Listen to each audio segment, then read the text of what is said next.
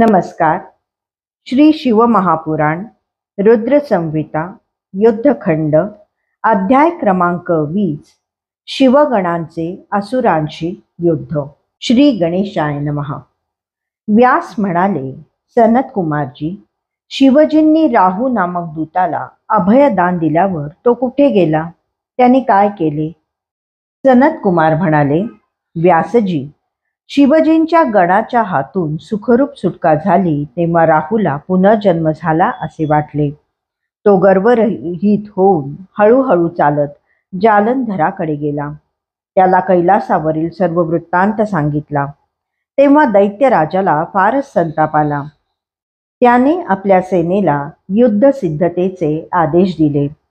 त्यानुसार कालनेमी, शुंभ, निशुंभ, दौहर्द्र, दुहर्द, कंबू, कालक, कालकेय, मौर्य, धूम्र आदी सर्व दैत्यवीर युद्धाची तयारी करू लागले. त्या सर्वांना बरोबर घेऊन सिंधुपुत्र जालंधर कैलासाच्या रोखाने निघाला. त्याच्या समवेत छिन्नमस्तक राहू आणि दैत्यगुरु शुक्राचार्य हेही होते. त्यावेळी त्याच्या मस्तकावरील मुकुट खाली पडला. आकाशात अवेळी मेघ दाटून आले आणि इतरही भयसूचक अपशकुन होऊ लागले. जालंधराचा उद्योग पाहून इंद्रादी देव सूक्ष्म रूपाने कैलासावर गेले. त्यांनी शिवजींना नमस्कार केला. हात जोडून विनम्र भावाने त्यांची स्तुती केली. मग ते म्हणाले, महादेव, तुम्हाला वारंवार नमस्कार असो. आम्ही तुम्हाला शरण आलो आहोत. जालंधराने आम्हाला फारच उपद्रव दिला आहे. त्याने स्थानभ्रष्ट केल्यामुळे आम्ही पृथ्वीवर आलो आहोत. त्याच्यामुळेच आम्ही संकटात सापडलो आहोत. आमच्यावर दया करा. त्याला मारून आमचे रक्षण करा. त्याचा बंदोबस्त करण्यासाठी तुम्ही श्रीहरींना पाठवले होते, पण तेही आमची सुटका करू शकले नाहीत. जालंधराच्या अधीन होऊन ते लक्ष्मीसह त्याच्या घरीच निवास करत आहेत. त्यांच्या आज्ञेनेच आम्हाला तेथे राहावे लागत आहे. तो महादैत्य तुमच्याशी लढण्याकरता येथे येण्यास निघाला आहे, म्हणून त्याची नजर चुकवून आम्ही येथे आलो आहोत. हे प्रभू, ही संधी दवडू नका. त्याला मारून आमचा व त्रिभुवनाचा ताप घालवा. त्यानंतर सर्व देव नम्रतेने तेथेच उभे राहिले. त्यांची प्रार्थना ऐकून शिवजी हसले. त्यांनी श्रीहरींना ताबडतोब बोलावून घेतले व म्हणाले, महाविष्णू, जालंधराच्या जाचाला कंटाळून हे देव मला शरण आले आहेत. तुम्ही त्या महादैत्यांशी युद्ध केले होते, मग त्याचा वध का नाही केलात आणि वैकुंठ सोडून त्याच्या घरी कसे राहावयास गेलात? साधूंचे व महात्म्यांचे रक्षण करण्यासाठीच मी तुम्हाला नियुक्त केले आहे. हे काम तुम्ही स्वतंत्रपणे केले पाहिजे. तेव्हा श्रीहरी विनम्र होऊन म्हणाले, हे महाप्रभू, जालंधर तुमच्या अंशापासून उत्पन्न झाला आहे. शिवाय सागरपुत्र म्हणून तो लक्ष्मीचा भाऊ आहे. त्यामुळे मी त्याचा वध केला नाही. हे कार्य तुम्हीच करा. तो दैत्यराज अत्यंत बलवान, पराक्रमी व रणपंडित आहे. त्याला जिंकणे अशक्य आहे, हे मी अगदी खरे सांगतो आहे. त्याला केवळ तुम्हीच जिंकू शकता. मी देवांना घेऊन त्याच्याशी बराच काळ युद्ध केले आहे. त्याला परास्त करण्यासाठी पराक्रमाची शर्थ केली, पण उपयोग झाला नाही. शेवटी मलाच थकवा आला. त्याच्या पराक्रमावर संतुष्ट होऊन मी त्याला वर मागण्यास सांगितले. तेव्हा त्याने लक्ष्मी आणि सर्व देवांसह तुम्ही माझ्याकडे येऊन राहा असे सांगितले. त्यामुळे माझा नाईलाज झाला.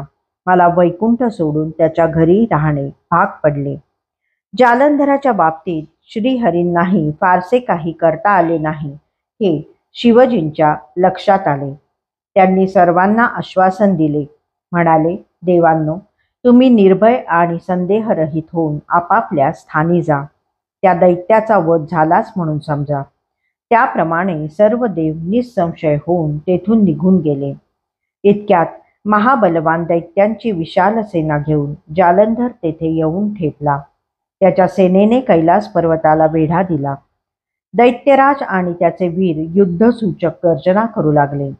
त्यांचा कोलाहल ऐकून शिवजींना संताप आला. त्यांनी नंदी आदी गणांना युद्ध करण्याची आज्ञा दिली. त्यांच्या आदेशानुसार सर्व सेनापती बलाढ्य गणसेना घेऊन कैलासावरून निघाले. त्यांचा आवेश फार भयंकर होता. त्यांच्या गर्जनांनी दशदिशा दुमदुमल्या. त्यांनी दैत्यसेनेत मुसंडी मारली.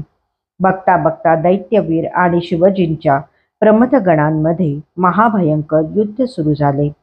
युद्धवाद्यांचे निनाद, वीरांच्या गर्जना, हत्तींचे चित्कार, घोड्यांचे खिंकाळणे, रथचक्रांचे खडखडाट यांच्या संमिश्र ध्वनींनी सारा असमंत भरून गेला. पृथ्वी थरथर कापू लागली. शस्त्रास्त्रांचा वर्षाव होऊ लागला. शक्ती, तोमर, बाण, मुसळ, पाश, पट्टिश आदी आयुधांनी जीवघेणे प्रहार होऊ लागले. रक्त, मांस, मज्जा यांचा खच पडला. हत्ती, घोडे आणि पदातींच्या कलेबरांनाही रणभूमी भरून गेली. पाऊल टाकावयासही जागा मिळेना. जिकडे तिकडे रुधिराचे पाठ वाहू लागले. या युद्धात प्रमथवीरांनी मारलेल्या दैत्यांना शुक्राचार्य संजीवनी विद्येने जिवंत करू लागले. त्यामुळे शिवगण व्याकुळ झाले. ही गोष्ट त्यांनी शिवजींना सांगितली. तेव्हा त्यांना फारच संताप आला. त्यांनी भयंकर रुद्ररूप धारण केले. त्या रुद्ररूपाने दशदिशा धगधगू लागल्या. त्यावेळी त्यांच्या मुखातून एक विशालकाय भयानक कृत्या उत्पन्न झाली. ती त्वरेने युद्धभूमीवर आली आणि असुरांना भक्षण करत मुक्त संचार करू लागली. थोड्या वेळाने ती जालंधराच्या शिबिरातील शुक्राचार्यांकडे गेली. त्यांना आपल्या गुप्तांगात लपवून ती आकाशात अंतर्धान पावली. शुक्राचार्यांची दशा झालेली पाहून दैत्यांचे मनोधैर्य खचले. ते पाहून शिवगणांनी प्रखर हल्ला चढवला आणि शत्रू पक्षात घुसून मोठी कत्तल केली. दैत्यसेना रणांगणातून पळ काढू लागली. हे दृश्य पाहून शुंभ, निशुंभ आणि कालनेमी यांना प्रचंड संताप आला. त्यांनी गणसेनेवर बाणांचा वर्षाव केला. त्यांच्या बाणांनी आकाश झाकोळून गेले.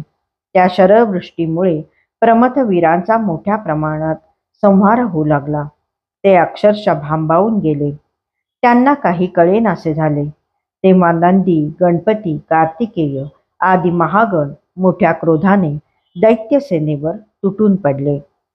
अध्याय 20 समाप्त.